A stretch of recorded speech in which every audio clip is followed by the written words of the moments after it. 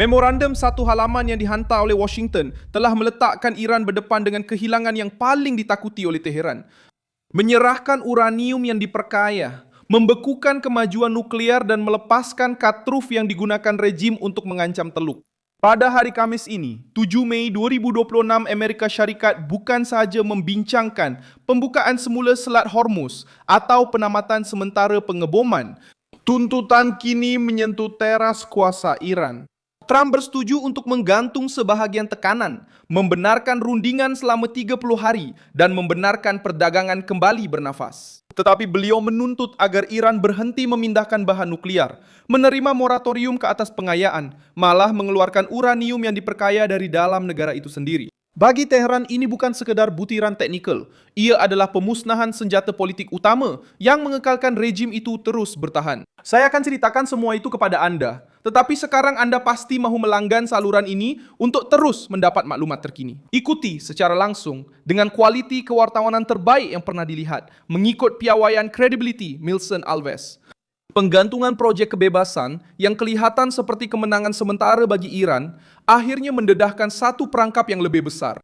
Arab Saudi menolak penggunaan pangkalan udara Putra Sultan dan ruang udara Saudi, sekaligus menghalang operasi Amerika yang bertujuan mengiringi kapal dan membuka semula Selat Hormuz.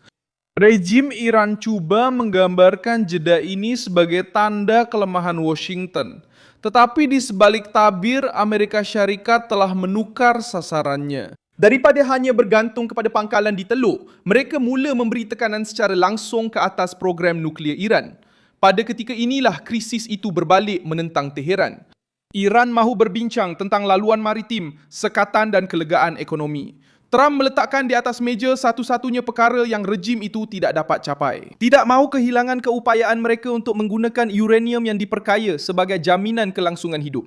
Penolakan Arab Saudi datang selepas Trump mengumumkan projek kebebasan di media sosial. Tanpa penyelarasan penuh dengan sekutu-sekutu Teluk, kebimbangan Arab Saudi adalah jelas. Jika Amerika Syarikat menggunakan wilayah Arab Saudi untuk membuka semula Selat Hormuz secara paksa, Arab Saudi boleh menjadi sasaran peluru berpandu, drone dan sabotaj oleh Iran. Teheran tahu tentang perkara ini dan sentiasa mengambil kesempatan atas ketakutan itu. Rejim tersebut tidak perlu mengalahkan tentera laut Amerika untuk mencipta tekanan. Cukup dengan meyakinkan kerajaan-kerajaan Teluk bahawa sebarang sokongan terbuka kepada Washington boleh mengundang padah besar. Tetapi jeda itu tidak mengeluarkan Trump daripada krisis. Sebaliknya, ia menolak Rumah Putih ke arah yang lebih keras lagi. Projek kebebasan menyasarkan laut, memorandum itu menyasarkan jantung rejim. Operasi tentera laut boleh mengiringi kapal kargo, melindungi kapal tangki minyak dan mengurangkan sekatan di Hormuz. Sementara itu, tuntutan nuklear boleh memusnahkan ugutan yang telah dibina oleh Teheran selama bertahun-tahun. Tanpa uranium yang diperkaya, tanpa kebebasan untuk memperkayakan, tanpa kemudahan bawah tanah yang beroperasi di luar kawalan, dan tanpa ruang untuk menyembunyikan peralatan, Iran kehilangan alat yang digunakannya untuk memberitahu dunia bahawa mereka masih boleh melintasi garisan berbahaya bila-bila masa yang mereka mahu. Wall Street Journal melaporkan versi tuntutan Amerika yang paling keras. Dalam cadangan itu, Iran perlu menerima larangan pengayaan nuklear selama 20 tahun dan menyerahkan semua uranium yang telah diperkayakan. Mengisitiharkan secara terbuka bahawa mereka tidak mencari senjata nuklear, membongkar Fordo, Natanz dan Isfahan, menamatkan kerja-kerja nuklear bawah tanah, menerima pemeriksaan atas permintaan, dan menerima hukuman jika melanggar perjanjian. Versi daripada Axios adalah lebih ringkas, tetapi juga mencapai maksud yang sama. Mengikut laporan itu, Rumah Putih percaya mereka hampir mencapai satu memorandum persefahaman. Satu halaman untuk menamatkan perang dan membuka fasa rundingan yang lebih terperinci. Dan Amerika Syarikat akan bersetuju untuk melonggarkan sekatan, membebaskan berbilion dolar dana Iran yang dibekukan dan membenarkan semula laluan di Selat Hormuz. Perjanjian awal ini akan membuka tempoh 30 hari untuk satu pakatan yang lebih luas. Risikonya jelas. Teheran mungkin akan cuba menggunakan 30 hari ini untuk menarik nafas, menyusun semula laluan mereka dan meminta lanjutan baharu. Perincian yang paling eksplosif dalam versi ini ialah kemungkinan pengeluaran uranium yang diperkaya dari dalam Iran. Rejim itu telah beberapa kali menyatakan bahawa mereka tidak akan menyerahkan bahan tersebut dan inilah sebabnya tuntutan ini sangat berat. Uranium yang diperkaya bukan sekadar satu item teknikal. Ia adalah bukti fizikal keupayaan Iran untuk membuat dunia sentiasa berjaga-jaga. New York Post melaporkan satu lagi tanda kekeliruan dalam perbincangan. Pengantara dari Pakistan berkata terdapat beberapa versi dokumen yang sedang diedarkan. Ini menunjukkan bahawa perjanjian itu masih belum matang. Tidak diketahui sama ada perbezaan itu datang dari Amerika Syarikat, Iran atau daripada pihak perantara yang cuba mencari jalan penyelesaian. Pakistan muncul sebagai jambatan kerana perbincangan secara langsung masih tersekat. Trump juga dikatakan telah berkata bahawa masih terlalu awal untuk menghantar perunding ke Islamabad bagi menghadiri mesyuarat secara bersemuka. Steve Witkoff dan Jared Kushner akan terus bekerja melalui telefon dan saluran tidak langsung. Jarak ini menunjukkan rasa tidak percaya. Washington tidak tahu sama ada satu puak Iran yang menerima satu teks itu mempunyai kekuatan untuk memaksa puak lain mematuhi perpecahan dalaman tersebut. Ini adalah salah satu masalah besar di Iran.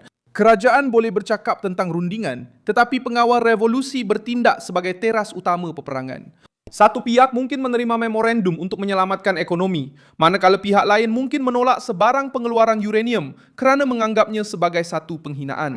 Sementara itu, kumpulan yang bersekutu dengan rejim terus memberi tekanan di luar sempadan Iran. Dalam suasana inilah serangan berlaku di Iraq, termasuk terhadap sebuah pangkalan yang mempunyai kehadiran Amerika dan terhadap pasukan Kurdi. Teheran mahu menunjukkan bahawa mereka masih boleh menjejaskan kepentingan Amerika, malah ketika fasa rundingan. Trump membalas dengan ancaman secara langsung, menurut kenyataan yang dikaitkan dengannya. Iran perlu menyerahkan apa yang telah dipersetujui. Operasi Epic Fury mungkin akan berakhir dan Selat Hormuz boleh dibuka semula untuk semua, termasuk untuk Iran sendiri. Tetapi jika Teheran tidak menerima, pengeboman akan bermula semula pada tahap yang lebih tinggi dan dengan intensiti yang lebih besar daripada sebelumnya. Mesej itu ditujukan kepada kepimpinan Iran, Rantau Teluk dan China. Washington tidak berniat membenarkan rejim menggunakan rundingan sebagai alasan untuk melengahkan massa. Sambil mengekalkan ancaman nuklear dan serantau yang sama, Iran cuba bertahan kerana masih menemui ruang dalam sekatan tersebut. Salah satu laluan yang disebutkan melalui sempadan Iran-Pakistan yang digunakan untuk penyeludupan bekalan dan minyak. Laluan ini membantu Teheran membeli massa dan memanjangkan kelangsungan hidup ekonominya, tetapi tidak menyelesaikan masalah yang lebih besar. Apa yang dia tidak dapat lakukan dengan mudah ialah mengekalkan seluruh ekonomi di bawah kepungan, sekatan, tekanan tentera laut, ancaman pengeboman dan tuntutan untuk menyerahkan bahan nuklear. Jentera Iran sedang diasak dari segenap arah. Al Jazeera telah menyiarkan laporan dari dalam Iran mengenai inflasi, mata wang yang tidak stabil dan kenaikan harga barangan asas setiap hari. Harga telur, kereta, emas dan dolar telah menjadi kebimbangan orang ramai. Peniaga-peniaga mengatakan keadaan sudah pun teruk sebelum gencatan senjata dan menjadi lebih buruk dengan ketidakpastian. Sesetengah rakyat Iran menyatakan bahawa walaupun perang berakhir, ekonomi mungkin mengambil masa 10 hingga 15 tahun untuk pulih. Presiden Iran sendiri mengakui kenaikan harga dan menuntut tindakan terhadap spekulasi serta penimbunan. Satu lagi perkara menunjukkan kelemahan dalaman rejim itu. Maklumat yang tersebar menyatakan bahawa akses ke internet telah disekat atau sangat terhad selama lebih daripada 68 hari. Walaupun begitu, pihak berkuasa Iran masih menyebarkan mesej melalui rangkaian yang kebanyakan rakyat sendiri tidak dapat akses dengan bebas. Ini menunjukkan percanggahan dalam rejim tersebut. Mereka bercakap kepada dunia luar seolah-olah mereka kukuh, tetapi mengawal komunikasi dalaman kerana takut kepada protes. Trump juga mengulas bahawa ramai rakyat Iran ingin bangkit menentang rejim itu, tetapi mereka ditumpaskan oleh pasukan bersenjata dalaman. Krisis ekonomi ditambah dengan sekatan dan ketakutan terhadap perang baru, mewujudkan suasana yang berbahaya untuk Tehran. Contoh dari negara-negara lain menguatkan betapa besarnya kerugian yang cuba dielakkan oleh Tehran. Libya menyerahkan program senjata pemusnah massanya pada tahun 2003 dan tidak pernah lagi mempunyai keupayaan intimidasi yang sama terhadap Barat. Irak di bawah Saddam Hussein kehilangan keupayaan ketenteraan, dikenakan sekatan, menjadi terasing dan akhirnya menjadi rentan apabila kuasa pencegahannya tidak lagi meyakinkan. Korea Utara mengambil jalan yang bertentangan, mengekalkan program nukliernya dan menggunakan ancaman itu hingga hari ini sebagai perisai untuk kelangsungan rejimnya. Iran mengetahui contoh-contoh ini. Sebab itu mereka sangat enggan menyerahkan uranium yang diperkaya, menerima pemeriksaan pada bila-bila masa, dan membongkar struktur bawah tanah. Tetapi jika Iran terus menolak sekarang, Trump sudah pun menyediakan ancaman itu. Saya Milson Alves News, dan tujuan saya adalah untuk memastikan Anda sentiasa mendapat maklumat yang benar setiap hari. Pautan berita ada di dalam deskripsi video. Sila tekan butang suka pada video ini, langgan saluran ini, dan di akhir nanti, lihatlah komen-komen supaya anda lebih terlibat dengan komuniti. Milson Alves.